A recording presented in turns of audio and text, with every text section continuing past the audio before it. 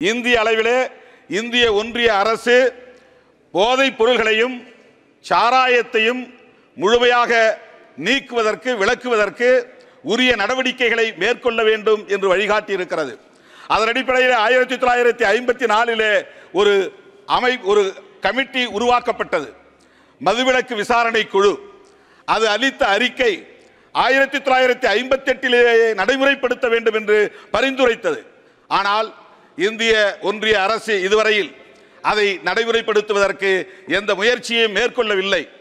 அதே 44 uniform civil கோடு வேண்டும் என்று சொல்லுகிற அந்த ஆர்டிகிள் எடுத்துக்கொள்ளப்பட்டு சிவில் கோடு உருவாக்குவதற்கான முயற்சியிலே இந்த அரசு ஈடுபடுகிறது. ஆனால் 47 பொருட்படுத்தவில்லை. நான் இந்திய அளவிலே இன்றைக்கு இளம் தலைமுறை பாழாகி வருவதை எண்ணி வேதனைப்படுகிறேன். இந்த அரசுக்கு அந்த வேதனை இருக்கிறதா என்பதை நான் கேள்வி எழுப்ப விரும்புகிறேன். இளம் தலைமுறையினர் ஹியூமன் ரிசோர்ஸ் மனித வளம் கடுமையாக பாதிக்கப்படுகிறது. போதைப் பொருள்கள் இந்தியா முழுவதும் இங்கும் அங்கும் என்று அங்கொன்றும் இங்கொன்றுமாக இல்லை. ஒரு குறிப்பிட்ட மாநிலங்களில் மட்டும் இல்லை, இந்தியா மாநிலங்கள் அனைத்திலும் போதைப் பொருள்கள் மிக தாராளமாக புழக்கத்தில் இருக்கின்றன. கள்ளச்சாராயம் காய்ச்சப்படுகிறது. 4 மாநிலங்களை தவிர எல்லா மாநிலங்களிலும் அரசு மதுபானங்களை விற்பனை செய்கிறது. இது நாட்டுக்கு செய்கிற மிகப்பெரிய துரோகம், இளம் தலைமுறைக்கு செய்கிற துரோகம், மனித வளத்தை சிதைக்கிற ஒரு நடவடிக்கை. எனவே தேசிய மதுவிலக்கு கொள்கையை ஒரு கொள்கையாக இந்த அரசு கொண்டு வர வேண்டும். Tirumalavan has spoken. I'll say this, if you allow me, both in English and Tamil. He is requesting the union government to invoke provisions given in the Constitution, particularly referring to the preamble, to bring in prohibition and also to ensure that there are no drugs in the country. A very noble cause.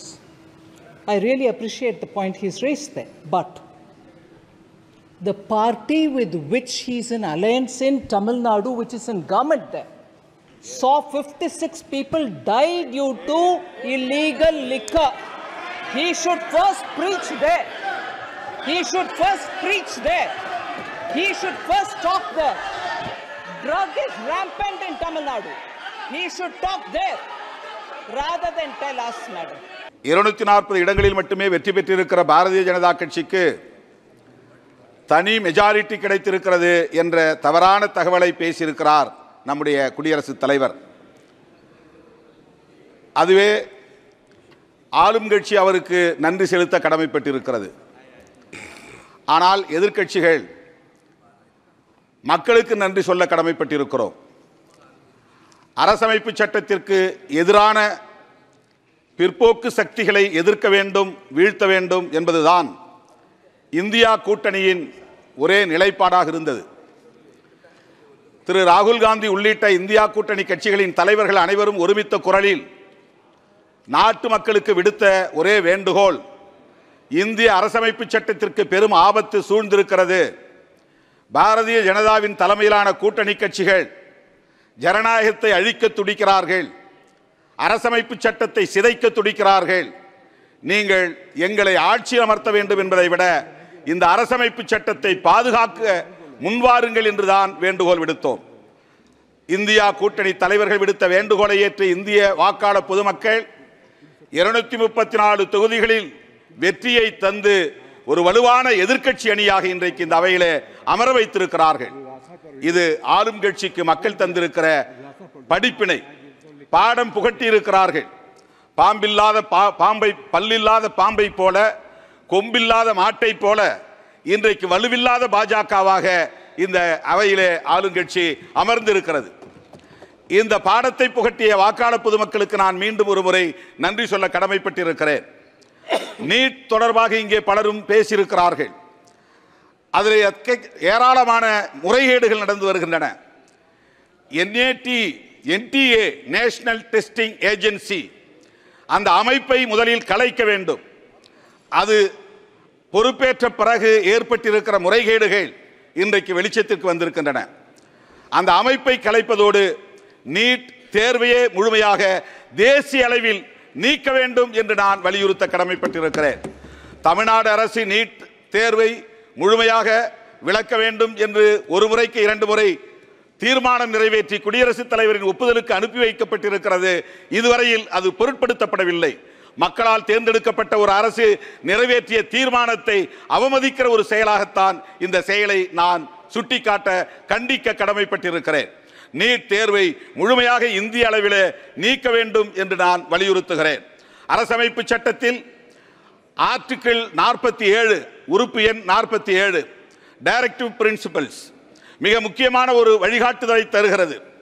இந்திய அளவிலே இந்திய ஒன்றிய அரசு போதைப் பொருள்களையும் சாராயத்தையும் முழுமையாக நீக்குவதற்கு விலக்குவதற்கு உரிய நடவடிக்கைகளை மேற்கொள்ள வேண்டும் என்று வழிகாட்டி இருக்கிறது.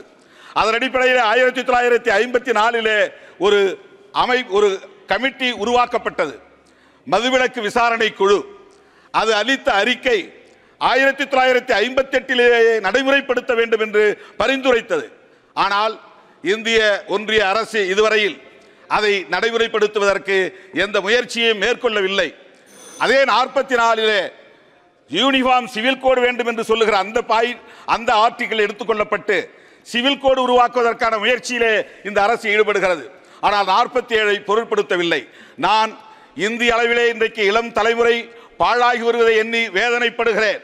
இந்த அரசுக்கு அந்த வேதனை இருக்கிறதா என்பதை நான் கேள்வி எழுப்ப விரும்புகிறேன். இளம் தலைமுறையினர் ஹியூமன் ரிசோர்ஸ் மனித வளம் கடுமையாக பாதிக்கப்படுகிறது. போதைப் பொருள்கள் இந்தியா முழுவதும் இங்கும் அங்கும் என்று அங்கொன்றும் இங்கொன்றுமாக இல்லை.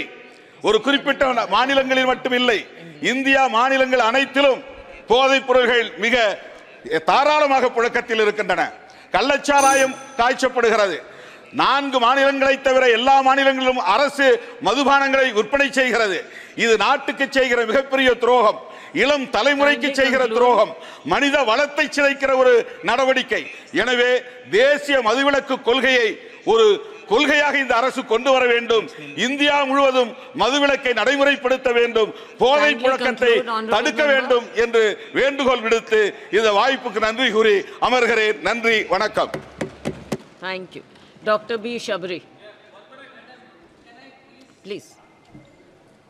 Very senior member Tol Tirumalavan has spoken. I'll say this, if you allow me, both in English and Tamil. He is requesting the union government to invoke provisions given in the Constitution, particularly referring to the preamble, to bring in prohibition and also to ensure that there are no drugs in the country. A very noble cause. I really appreciate the point he's raised there. But the party with which he's in alliance in Tamil Nadu, which is in government there, saw 56 people die due to illegal liquor. He should first preach there. He should first preach there. He should first talk there. Drug is rampant in Tamil Nadu. He should talk there rather than tell us, madam. Thank you. Dr. B. Shabri. Dr. B. Shabri.